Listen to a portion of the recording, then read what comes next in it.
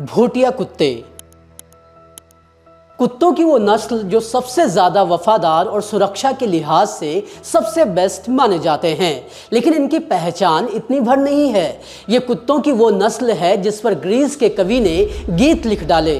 चंगेज़ खान ने इन कुत्तों को अपनी सेना में जगह दी ताकि वो युद्ध में बढ़त बना सके। बेबीलोन के राजा को इनसे इतना ज़्यादा लगाव था कि उसने इनकी खातिर 4 गांवों का टैक्स ही माफ़ कर दिया। 14वीं सदी में जब एक एक्सप्लोरर तिब्बत आया तो वो इनको देखकर इतना हैरान हुआ कि उसने लिखा कि ये कुत्ते गधों के जितने बड़े और विशालकाय होते हैं।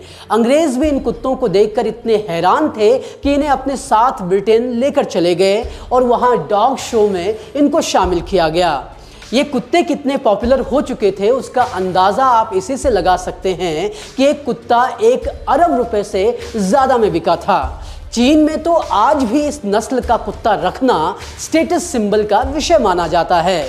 खुद भारत सरकार ने 2005 में इन कुत्तों पर डाक टिकट जारी किया था। सरकार ही क्या, खुद भारतीय सेना भी इनकी मुरीद है और अपने सुरक्षा घेरे में इन कुत्तों को शामिल करती है। इतिहास के पन्नों से लेकर मौजूदा वक्त तक भूटिया कुत्तों को सबसे ज़्यादा इज्जत हासिल है। लेकिन इतने बेहतरीन होने के बावजूद आज ये कुत्ते संकट में हैं। इतने बेहतरीन होने के बावजूद भूटिया समुदाय नहीं चाहता कि इन्हें भूटिया कुत्ता नाम से बुलाया जाए। इस एपिसोड में हम आपको भूटिया कुत्तों से जुड़ी हर एक जानकारी देंगे। इतिहास के पन्नों में दर्ज इनसे जुड़े किस्सों को आपके सामने रखेंगे, साथ ही जानेंगे कि आखिर क्या है वो संकट जो इनके ऊपर मंडरा रहा है, और जानेंगे कि आखिर क्यों भूटिया समुदाय नहीं चाहता कि इन कुत्तों को भूटिया कुत्ता बुलाया जाए। आज दास्तान भूटिया कुत्ते की और इससे जुड़े स्वर्णिम इतिहास और वर्तमान की।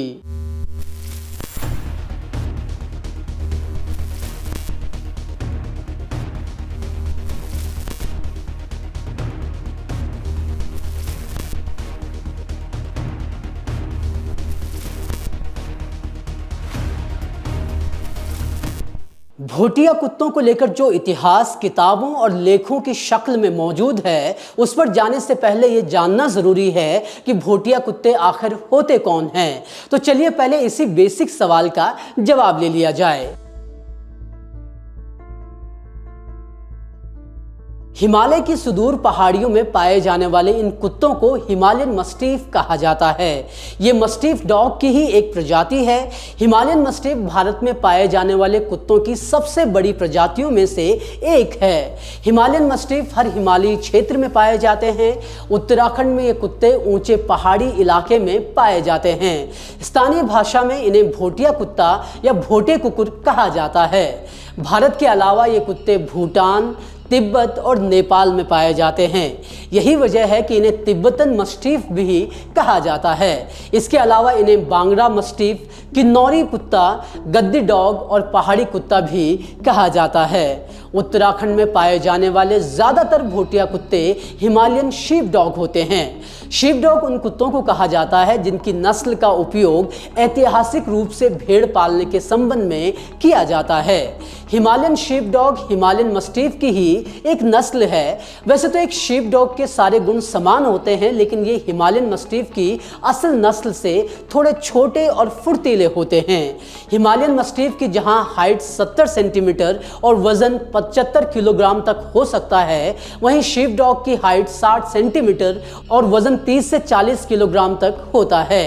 कम वजन होने की वजह से ही ये काफ़ी ज़्यादा फुर्तीले होते हैं।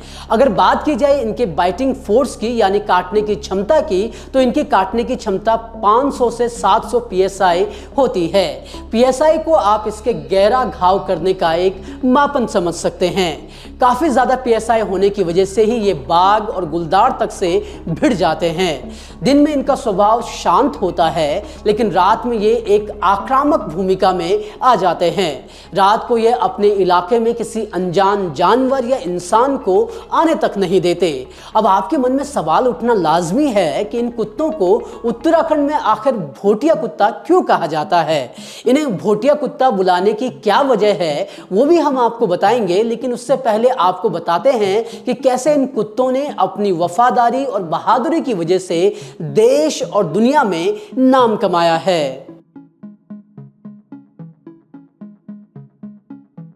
भोटिया कुत्तों का इतिहास कई सदियों पुराना है। इनका नाता बेबीलोन साम्राज्य से लेकर इंडियन आर्मी तक है। बताया जाता है कि बेबीलोन के राजा अपने राज्य में इन कुत्तों को रखा करते थे। महेश्वर प्रसाद जोशी उत्तराखंड का जन इतिहास, लोक संस्कृति एवं समाज किताब में इतिहासकार हेरोडोटस का हवाला देते हुए बताते हैं कि फारसी सम्राट आर्थाक्सेर्क्स प्रथम ने बेबीलोन के 4 गांवों के निवासियों को इसलिए कर मुक्त कर दिया था क्योंकि वे लोग राजा के कुत्तों की देखभाल करते थे। महेश्वर प्रसाद इतिहासकार आर्थर लेवलिन बाशम का भी हवाला देते हुए बताते हैं कि बेबीलोन के राजा के ये कुत्ते भारत के पर्वतीय प्रदेश में पाए जाते थे और ये आज के हिमालयन मस्टीफ जैसे ही थे। बताया जाता है कि इन हिमालयी कुत्तों को सेना में शामिल किया जाता था।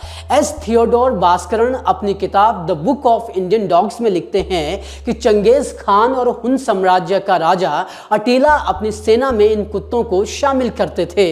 किताब के मुताबिक इन कुत्तों को खासकर घोड़ों को डराने के लिए रखा जाता था। कुत्तों की हिमालयन मस्टीफ सदियों पहले देश और दुनिया में पहुंच चुके थे।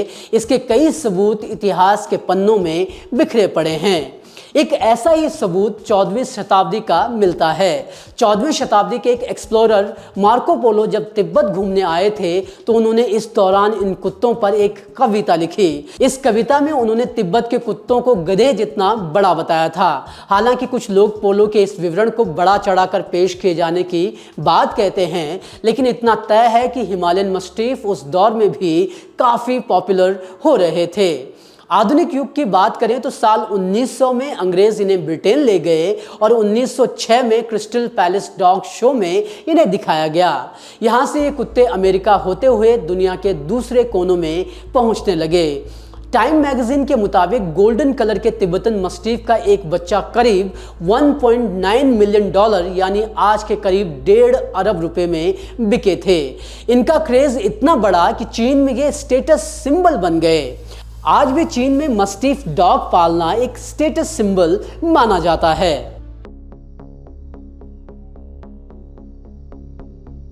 मस्टीफ डॉग की नस्ल के पहाड़ी कुत्तों की वफादारी और हिम्मत की हर कोई दाद देता है। अमेरिका की प्रतिष्ठित पत्रिका आउटसाइड में छपे एक लेख के मुताबिक हिमालयन शीप डॉग की नस्ल का ही पहला कुत्ता है जो 7000 मीटर की ऊंचाई पर पहुंच सका। नवंबर 2018 में मीरा नाम के इस डॉग ने नेपाल के बारुन से पहाड़ की चढ़ाई की। भारतीय डाक विभाग ने भी इन कुत्तों के सम्मान में डाक टिकट जारी किया है। 9 जनवरी 2005 को भारतीय मूल के कुत्तों की 4 नस्लों पर विशेष डाक टिकट जारी किए गए थे। 30-30 लाख डाक टिकटों वाली इस सीरीज में पहला नंबर हिमालयन मस्टीफ यानी भोटिया कुत्तों का ही था। जिन अन्य 3 नस्लों को इसमें जगह मिली वो थे रामपुर हाउंड, मुदोल हाउंड और राजपालयम। हिमालयन मस्टीफ यानी भोटिया कुत्तों की मदद सिर्फ घर और भेड़ बकरियों को चराने के लिए नहीं ली जाती है, बल्कि ये तो भारतीय सेना के भी बेस्ट फ्रेंड हैं। भले ही आपने आमतौर पर सेना और सुरक्षा बलों के साथ जर्मन शेफर्ड और लेब्रा डॉग देखे हों, लेकिन भोटिया कुत्तों की मौजूदगी भी काफी ज्यादा होती है। इकोनॉमिक टाइम्स के एक आर्टिकल के मुताबिक ये कुत्ते बिना किसी ट्रेनिंग के भी तुरंत ही कोई संदिग्ध हरकत होने पर ट्रुप्स को अलर्ट कर देते हैं। हालांकि सेना में इन्हें पहाड़ी या भोटिया कुत्ता नहीं बुलाया जाता, अक्सर इन्हें गद्दी कुत्ता बोला जाता है। जम्मू के केरन सेक्टर पर तैनात एक army officer the economic times को बताते हैं कि ये कुत्ते छोटी छोटी मूवमेंट्स तक को भांप लेते हैं। ये सूंघ कर या सुनकर ट्रुप्स को खतरे का संकेत दे देते हैं। इनमें यह काबिलियत होती है कि वे पूरे माहौल को अच्छे से जांच समझ लेते हैं। ऐसे में ये तब ट्रुप्स को तुरंत अलर्ट कर देते हैं जब वे किसी ऐसे व्यक्ति को देखते हैं जिसे उस जगह पर नहीं होना चाहिए था। अपने मालिक के प्रति वफादारी का नमूना इन्होंने कई बार दिखाया है। ऐसी ही एक घटना का जिक्र महेश्वर प्रसाद जोशी करते हैं। वो उत्तराखंड का जन इतिहास, लोक संस्कृति एवं समाज किताब के अपने लेख में बताते हैं कि इसी जाति के एक भारतीय कुत्ते ने अपने ग्रीस मालिक कवि जेनोन की जंगली सुअर से जान बचाई थी।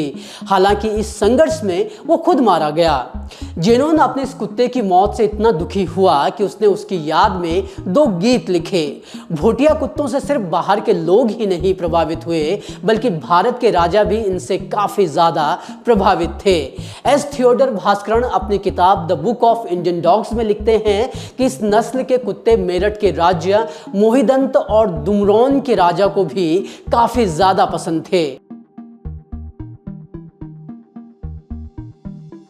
अब उस सवाल का जवाब जिसमें अक्सर पूछा जाता है कि इन कुत्तों को भोटिया कुत्ता क्यों कहा जाता है।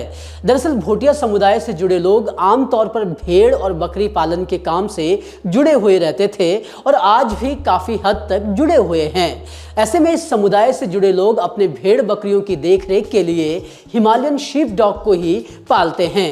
एक हिमालयन शीप डॉग आसानी से कई 100 भेड़ों को संभाल सकता है और ज़रूरत पड़ने पर जंगली जानवरों से लड़ने की कुव्वत भी रखता है। इन्हें पालने की एक वजह यह भी है कि इन्हें किसी तरह की हार्डकोर ट्रेनिंग नहीं देनी पड़ती।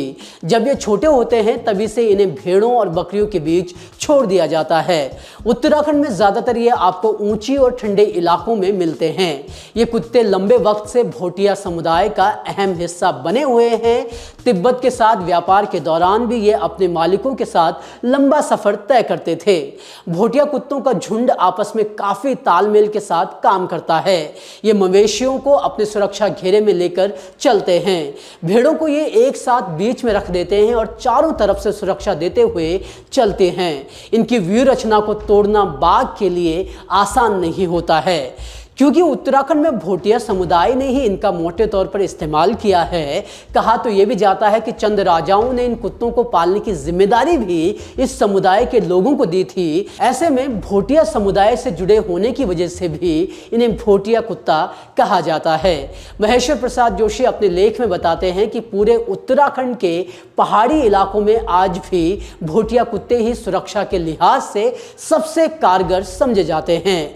पिथौरागढ़ जिले की दारमा ब्यास घाटी में सालों से चरवाहे का काम कर रहे कुंदन सिंह भंडारी काफल ट्री से बात करते हुए बताते हैं कि 2 या 3 कुत्ते मिलकर न केवल 800,000 भेड़ बकरियों की चौकस पहरेदारी कर सकते हैं, बल्कि विषम और विपरीत परिस्थिति आने पर ये खूंखार भी हो जाते हैं। लेकिन ये खूंखार सिर्फ दुश्मनों के लिए होते हैं। कुंदन बताते हैं कि ये बाघ तक का शिकार करने की कुव्वत रखते हैं। हालांकि भोटिया समुदाय नहीं चाहता कि इन कुत्तों को भोटिया कुत्ता बुलाया जाए। उनका तर्क है कि इन कुत्तों को भोटिया कुत्ता बोलना उनके समाज को नीचा दिखाने के समान है। इस समुदाय ने स्थानीय प्रशासन को पत्र लिखकर भी इस नाम पर बैन लगाने की मांग उठाई है। खैर, इस मुद्दे को फिलहाल अलग रख दिया जाए तो ये कुत्ते न सिर्फ वफादार और बहादुर हैं, बल्कि इनका खुद का एक मजबूत इतिहास भी है। लेकिन इतने समृद्ध इतिहास और इतने सारे गुणों से भरे हुए होने के बाद भी, इंसान का बेस्ट फ्रेंड होने के बावजूद भी आखिर क्यों इन पर खतरा मंडरा रहा है? खतरा लुप्त होने का। जी हां, लुप्त होने का खतरा। सेना का बेस्ट फ्रेंड, इंसान का पहरेदार और दूसरी कई चीज़ों में अव्वल होने के बावजूद ये कुत्ते संकट में हैं। इनका नाम इंडेंजर्ड डॉग यानी लुप्त होने की कगार पर खड़े कुत्तों की लिस्ट में शामिल हो गया है। और ये परिस्थिति तब आन खड़ी हुई है जब प्रधानमंत्री नरेंद्र मोदी कहते हैं कि देसी नस्ल के कुत्तों को घर लाना है। हिमालयन मस्टिफ की असल नस्ल आज आपको काफ़ी कम देखने को मिलती है।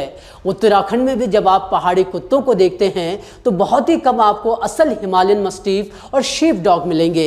ऐसा भी नहीं है कि इन्हें स्पेशल ट्रेनिंग देनी पड़ती है, ये खुद ही माहौल के हिसाब से अपने आप को ढाल लेते हैं। हिमालयन मस्टिफ के अंदर ही Himalayan sheep dog, Kashmiri sheep dog, Tibetan mastiff आते हैं। तो ये थी पूरी कहानी भोटिया कुत्तों के पहाड़ और दुनिया को साथ जोड़ने की और यहाँ तक पहुँचने की। लेकिन जब बात भोटिया कुत्तों की हो रही है तो भोटिया लोगों की बात करना भी बनता है। भोटिया लोग कौन हैं, कहां से ये भोट नाम आया, हर एक डिटेल आपको मिलेगी हमारी इस रिपोर्ट में, जहां हम आपको हर एक डिटेल फैक्ट्स के साथ पहुंचा रहे हैं। ये रिपोर्ट देखिए और ज़रूर बताइए कि आपको ये एपिसोड कैसा लगा। कोई सुझाव, सवाल या जानकारी आप हमारे साथ साझा करना चाहते हैं तो कमेंट बॉक्स में ज़रूर लिखें। कोई आलोचना भी अगर आप लिखना चाहते हैं तो आपका स्वागत है। बाकी हमेशा की तरह ही इस एपिसोड को लाइक शेयर ज़रूर करें और चैनल को सब्सक्राइब करना ना भूलें। धन्यवाद।